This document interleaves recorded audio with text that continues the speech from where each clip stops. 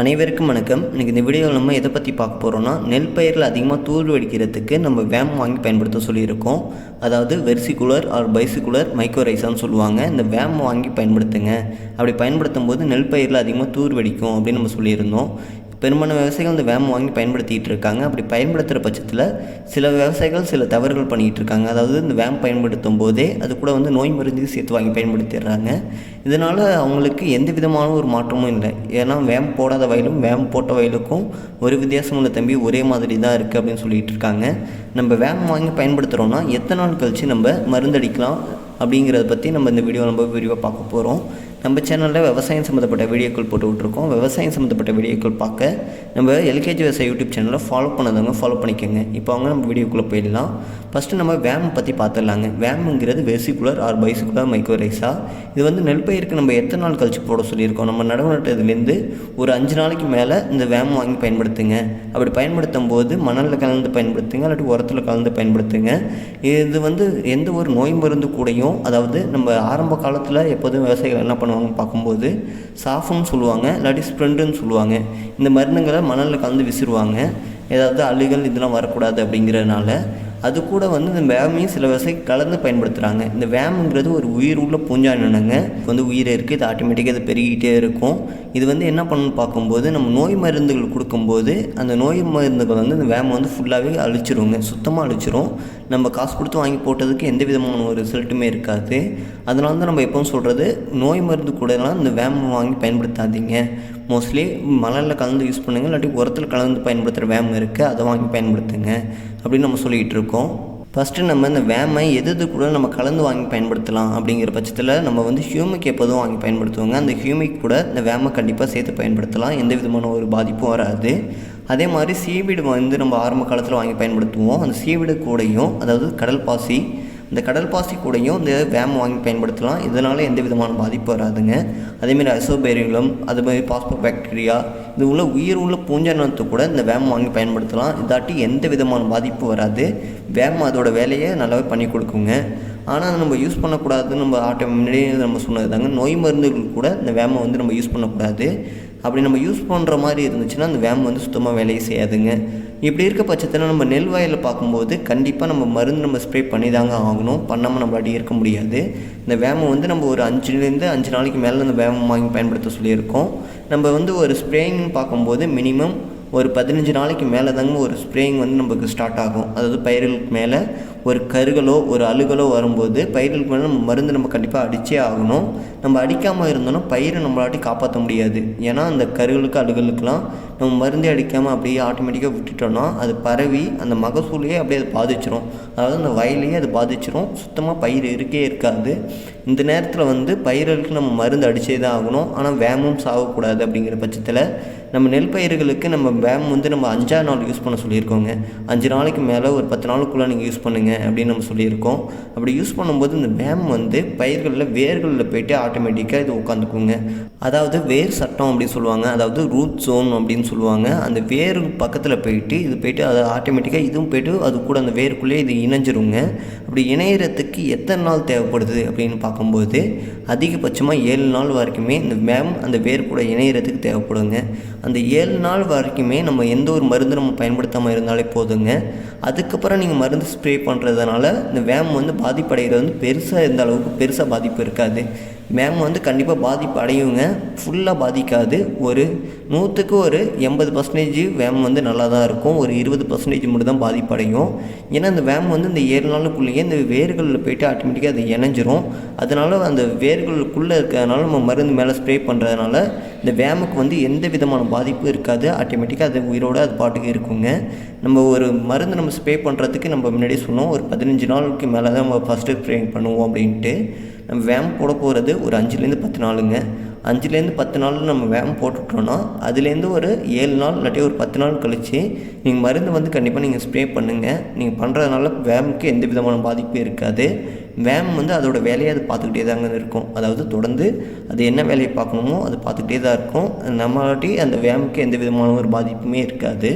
ஆனால் நீங்கள் வேம் கூடயே அதாவது நோய் மருந்து நீங்கள் ஏதாச்சும் கலந்து பயன்படுத்தினாலும் வேம் சுத்தமாக வேலை செய்யாது. அது மட்டும் இல்லாமல் நீங்கள் வேம் நீங்கள் தான் பயன்படுத்துகிறீங்க. நீங்கள் பயன்படுத்தி நாளைக்கு இல்லாட்டி நாள் திருச்சி நீங்கள் வேமுக்கு நீங்கள் மேலே போய்ட்டு ஏதாச்சும் நோய் மருந்து நீங்கள் ஸ்ப்ரே பண்ணாலும் நீங்கள் வேம் போட்டது வந்து சுத்த வேஸ்ட்டு தாங்க. அதாவது நீங்கள் வேம் போட்டாலே 7லேருந்து 10 நாள் வரைக்கும் வயலில் வந்து மருந்து அடிக்காமல் இருக்கிறது தான் நல்லது. அப்படி இருக்கிற பட்சத்தில் வேமுக்கு வந்து எந்த விதமான பாதிப்பு இல்லாமல் வேம் பாட்டுக்கு அந்த பயிரோட வேர்களுக்கு போய்ட்டு அது ஆட்டோமேட்டிக்காக அது இணைஞ்சிரும். அதுக்கப்புறம் நமக்கு எந்த விதமான ஒரு பாதிப்பும் இருக்காது. இந்த வேம் போடுறதுனால என்னென்ன நன்மைகள் இருக்குது அப்படின்னு நம்ம பார்க்கலாங்க.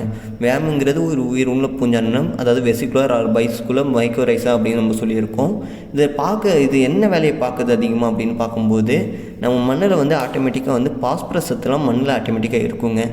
எப்படி நம்ம சொல்லலான்னு பார்க்கும்போது மண்ணில் வந்து ஆட்டோமேட்டிக்காக பல வகையான சத்துக்கள் இருக்கும். அதில் பாஸ்பரஸ் சத்து இருக்கும். நம்ம இப்போ ஒரு பயிர் நெல் பயிர் மட்டும் இல்லைங்க, நம்ம எந்த ஒரு பயிர் வச்சாலுமே அந்த பயிர் போய்ட்டு நைட்ரஜன் எடுக்கும், பொட்டாஸ் எடுக்கும், இல்லாட்டி மைக்ரோநியூட்ரியன் எந்த சத்தை கொடுத்தாலுமே ஆட்டோமேட்டிக்காக அதை எடுத்துக்கும். ஆனால் இந்த பாஸ்பரஸ் சத்தை வந்து எந்த ஒரு பயிருமே ஆட்டோமேட்டிக்காக அதாட்டி எடுக்க முடியாதுங்க. அதாவது அதாட்டி உறிஞ்சி எடுக்க முடியாது. அது தண்ணி உறிஞ்சிறப்பையோ இல்லாட்டி மற்ற உரங்களை உறிஞ்சிறப்பையோ அப்போ மட்டும்தான் அந்த பாஸ்பரஸ் சத்தை இந்த மண்ணிலேருந்து அதுங்களாட்டி எடுக்க முடியும். அது வரைக்கும் அந்த பாஸ்பரஸ் சத்தை நம்ம பயிராட்டி எடுக்க முடியாது.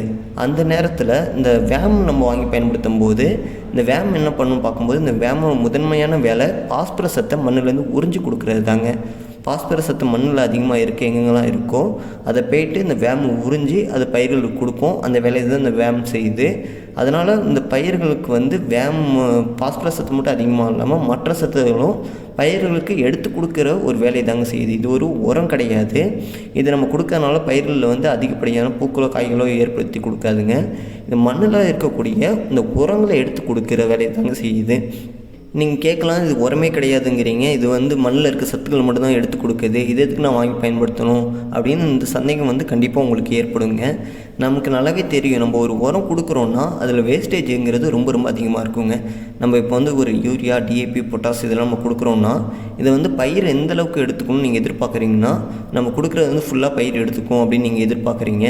ஆனால் உண்மையாக இது பயிர் எந்த அளவுக்கு எடுத்துக்கணும்னு பார்க்கும்போது நீங்கள் 100 கிலோ வந்து யூரியா கொடுத்தீங்கன்னா அதில் பயிர் எடுக்கக்கூடிய அளவு வந்து 30 கிலோ தாங்க. அதாவது 30% தான் எடுத்துக்கும். மீதி 70% வந்து ஒன்று தண்ணியில் அடிச்சுட்டு வேஸ்ட்டாக போகும், இல்லாட்டி ஆவியாகி வேஸ்ட்டாக போகும், இல்லாட்டி மண்ணை வந்து மலட்டாக்கிட்டு இருக்கும். இது போன்ற மண்ணுக்கு அதாவது பயிர்களுக்கு எடுக்க முடியாத சூழ்நிலையில் தான் மண்ணில் சத்துக்கள் வந்து ரொம்ப ரொம்ப அதிகமாக இருக்கும். அந்த சத்துக்களை எந்த ஒரு உயிரினம் எடுத்து கொடுக்குதோ அதுவே பெரிய விஷயங்க. கண்டிப்பாக அதுதான் இந்த காலத்தில் அதுதான் முக்கியமான ஒரு தேவையும் கூட. நம்ம உரத்தை வாங்கி பயன்படுத்துறதை காட்டிலும் உரத்தை எது எடுத்து கொடுக்குதோ அதை வாங்கி பயன்படுத்துறது நமக்கு உர செலவையும் குறைக்கும். அதே நேரத்தில் பயிர்களுக்கு தேவையான சத்துக்களையும் அது கிடைச்சிக்கிட்டே இருக்கிற அளவுக்கு அது கொடுத்துக்கிட்டே இருக்குங்க. ஏன்னா சொல்கிறது வந்து உங்களுக்கு சிம்பிளாக தான் தெரியும். ஆனால் இந்த வேம் நீங்கள் பயன்படுத்தி பாருங்கள். ஏன் நீங்கள் போன பருவத்தில் பயன்படுத்தின சத்துக்களும் மண்ணில் ஆட்டோமேட்டிக்காக இருக்கும், இல்லாட்டி இந்த பருவத்தில் நீங்கள் பயன்படுத்துகிற சத்துக்களும் அதிகப்படியாக வேஸ்ட் ஆகாமல் பயிர்கள் கிடைக்கிறதுக்கு இந்த வேம்ங்கிறது முக்கியமான ஒரு காரணமாக இருக்குங்க. நீங்கள் பயன்படுத்தி பாருங்கள். அப்புறம் ஒரு கேள்வி வருங்க, இந்த வேமை வந்து நம்ம நெல் பயிருக்கு மட்டும் தான் வாங்கி பயன்படுத்தணுமா, மற்ற பயிர்களுக்கும் வாங்கி பயன்படுத்தக்கூடாது அப்படின்ட்டு. நீங்கள் எந்த ஒரு பயிர் நீங்கள் நடுவு நட்டாலும், அதாவது காய்கறி பயிராக இருக்கட்டும், மர வகை பயிராக இருக்கட்டும், நீங்கள் எந்த ஒரு பயிரை நீங்கள் நடுவு நட்டிருந்தாலுமே அந்த பயிர்களுக்கு இந்த வேமை வந்து கண்டிப்பாக நீங்கள் வாங்கி பயன்படுத்தலாம். ஏன்னா இந்த வேம்ங்கிறது ஒரு உயிரோட பூஞ்சானம் தாங்க. இப்போ எல்லா விசைகளுக்கும் நல்லா தெரியும், சூடாமோனஸ்லாம் தெரியும், டைக்கோடெர்மா பாக்டீரியாவெலாம் தெரியும். அதே மாதிரி இது ஒரு பூஞ்சானினம், நன்மை செய்கிற பூஞ்சானினம். இதையும் வாங்கி பயன்படுத்துங்க. இதை பயன்படுத்தும் போது மகசூல் இழப்பு வந்து உங்களுக்கு சுத்தமாக இருக்காதுங்க, நல்ல மகசூல் கிடைக்கும். நீங்கள் நெல் பயிரெலாம் பார்க்கும்போது நீங்கள் தூர் வெடிக்கிறதுக்கு இந்த வேம் வந்து முக்கியமான வேலையாக இருக்குங்க.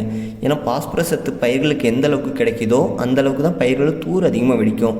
நீங்கள் வந்து உரத்தில் நீங்கள் டிஏபி இல்லாட்டி ஃபேட்டமாக்ஸ்லாம் நான் அதிகமாக கொடுக்குறேன் அப்படிங்கிற பட்சத்தில் நீங்கள் அதிகமாக கொடுத்தாலுமே அது வந்து கண்டிப்பாக இழப்புங்கிறது ரொம்ப ரொம்ப அதிகமாக இருக்கும். அந்த உரத்தோட இழப்பு வந்து ரொம்ப ரொம்ப அதிகமாக இருக்கும். அந்த இழப்பை கண்ட்ரோல் பண்ணி நமக்கு வந்து உர செலவையும் கண்ட்ரோல் பண்ணி அதே நேரத்தில் பயிர்கள் அதிகப்படியான தூர்கள் வெடிக்க வைக்கிறதுக்கு இந்த வேம் வந்து முக்கியமான காரணமாக இருக்கும். நீங்கள் வாங்கி பயன்படுத்தி பாருங்கள். நீங்கள் ஒரு டைம் பயன்படுத்திட்டீங்கன்னா இதோட ரிசல்ட் உங்களுக்கு கண்டிப்பாக பிடிச்சிருங்க. அதுக்கப்புறம் மீண்டும் மீண்டும் நீங்கள் வாங்கி பயன்படுத்திகிட்டு இருப்பீங்க, நான் சொல்லவே தேவையில்லை. அதே மாதிரி இந்த வேமை நம்ம வாங்கி பயன்படுத்துகிறோன்னா உரத்து கூட கலந்து பயன்படுத்துகிற வேம்ங்கிறது சில கம்பெனியில் தாங்க வந்துக்கிட்டு இருக்குது. அது எந்தெந்த கம்பெனியில் உரத்து கூட கலந்து பயன்படுத்துகிற வேம் வருது அப்படின்ட்டு அதை பற்றி நான் ஒரு வீடியோனா அடுத்து நான் போடுறேங்க. அதே மாதிரி இந்த வேம்ங்கிறது ஒவ்வொரு கம்பெனிலையும் ஒவ்வொரு அளவில் வாங்கி பயன்படுத்த சொல்லிகிட்டு இருக்காங்க. சில கம்பெனியில் வந்து 4 கிலோ, ஒரு ஏக்கருக்கு 4 கிலோ வாங்கி பயன்படுத்த சொல்கிறாங்க.